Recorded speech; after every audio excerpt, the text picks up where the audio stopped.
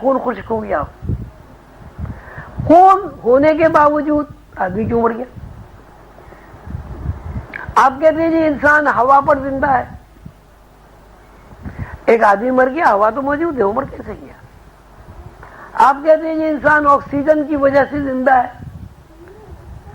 جہاں وہ مر رہا ہے آکسیجن تو وہاں موجود ہے۔ ایک گھر میں ایک آدمی مر گیا، اس میں 50 آدمی بیٹھے ہوئے ہیں، وہ 50 آدمی تو نہیں مر گئے۔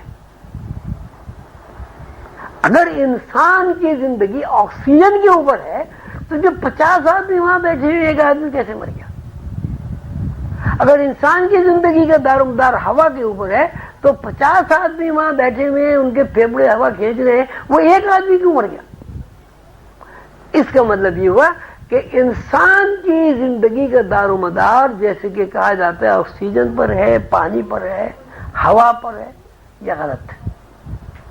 اگر انسان کی زندگی کا دار و مدار ان چیزوں پر ہوتا تو کوئی انسان اس دنیا میں مر نہیں سکتا تھا، اور اگر انسان کی زندگی کا دار و مدار ان چیزوں پر ہوتا، چلیے وہ مر بھی گیا تو وہ اس کو زندہ کر لینا بہت آسان عمل ہو جاتا۔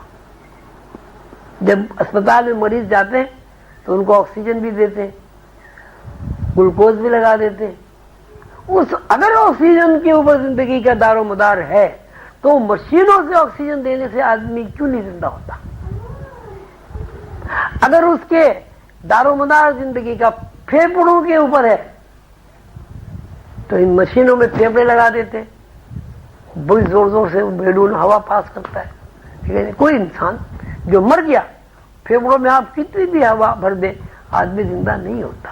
تو اس کا مطلب یہ کہ پانی، ہوا، آکسیجن یا دوران خون یا رگوں، شریانوں اور وریدوں میں خون کا موجود ہونا یا جسم کے اندر پانی کا موجود ہونا زندگی کی ضامن نہیں ہے۔ زندگی کا دار و مدار باطن کے اوپر ہے۔ خیالات جہاں سے آ رہے ہیں اگر ان خیالات کا تسلسل وہاں سے ٹوٹ جائے تو کوئی آدمی یہاں زندہ نہیں رہتا۔ تو انسان کی خارجی اور باطنی زندگی کا فلسفہ یہ ہوا کہ خارجی زندگی باطنی زندگی کے تابع ہے، خارجی زندگی انڈیپینڈنٹ زندگی نہیں ہے۔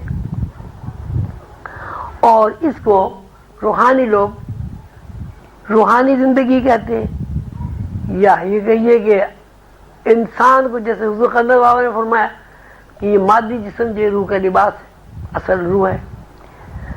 کہ جتنے بھی آسمانی کتابیں اب تک کے دنیا میں اللہ تعالی نے نازل فرمائی ان میں یہ بات بڑی وضاحت کے ساتھ بیان ہوئی ہے کہ ہم موت کو زندگی میں داخل کر دیتے ہیں، زندگی کو موت میں داخل کر دیتے ہیں، زندگی کو موت سے نکال لیتے ہیں، موت کو زندگی سے نکال لیتے ہیں، رات کو دن میں سے نکال لیتے ہیں، دن کو رات میں سے نکال لیتے ہیں، رات کو دن پر ڈھانپ دیتے ہیں، دن کو رات کو دن پر ڈھانپ دیتے ہیں، رات کو دن پر سے ادھیڑ لیتے ہیں، دن کو رات پر سے ادھیڑ لیتے ہیں۔ یہ ساری جو اللہ تعالیٰ نے قرآن پاک میں آیتیں نازل فرمائی، اس کا منشا بھی یہی ہے کہ انسان خیالات کے علاوہ، انفارمیشن کے علاوہ کچھ نہیں ہے، اور یہ انفارمیشن رد و بدل ہو رہی ہے، باطن سے خارج میں منتقل ہو رہی اور خارج سے باطن میں منتقل ہو رہی۔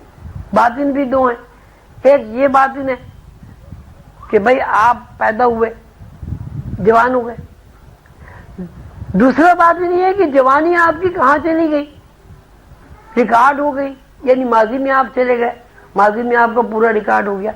تو یہ زندگی کا جو کھیل ہے، یہ جو زندگی کا ایک عمل ہے، مسلسل جو عمل ہے، یہ آفاق و انفس کا، یہ اصل میں رد و بدل ہے جو اللہ تعالیٰ کے ایک نظام کے تحت انسان کے اندر کبھی زندگی دوڑا دیتا ہے، کبھی موت دوڑا دیتا ہے۔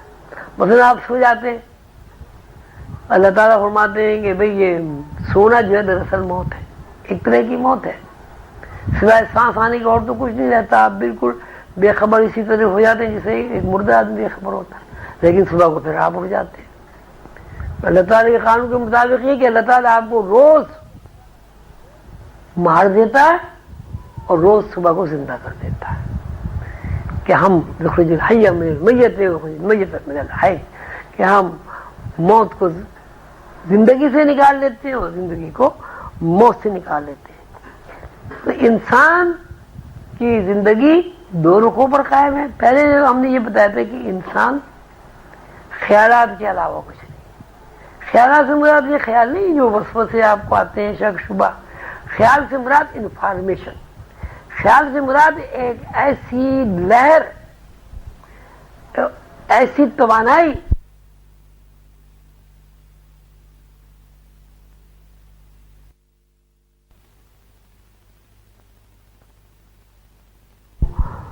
तसव्वुफ में आफाक को अनफुस कहा जाता है। आफाक से मुराद ये मादी दुनिया है, खारजी दुनिया है जो हमें खारिज में नजर आती है, जैसे आप देख रहे हैं, हम एक दूसरे को देख रहे हैं। और ये अनफुस की जो जिंदगी है इसको बादनी जिंदगी है। दरअसल अनफुस है ये वो रिकॉर्ड है, वो खद्दो खाल है कायनात का और इंसान का जो असल है और ज़ाहिर आंख से, जिस्मानी आंख से या खारजी दुनिया से नजर नहीं आता।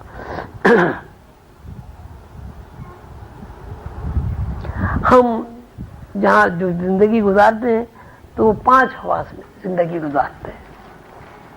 आंखों से देखना, कानों से सुनना और क्या भाई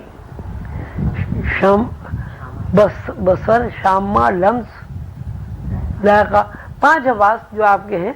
इन 5 हवास का जो ताल्लुक है बज़ाहिर तो ऐसा नजर आता है कि हम बेदारी में ही सब कुछ ये कर रहे हैं, लेकिन इसमें यह है कि अगर इंसान बातनी दुनिया से हम रिश्ता ना हो तो 5 हवास भी तेरे पैसे नहीं आते।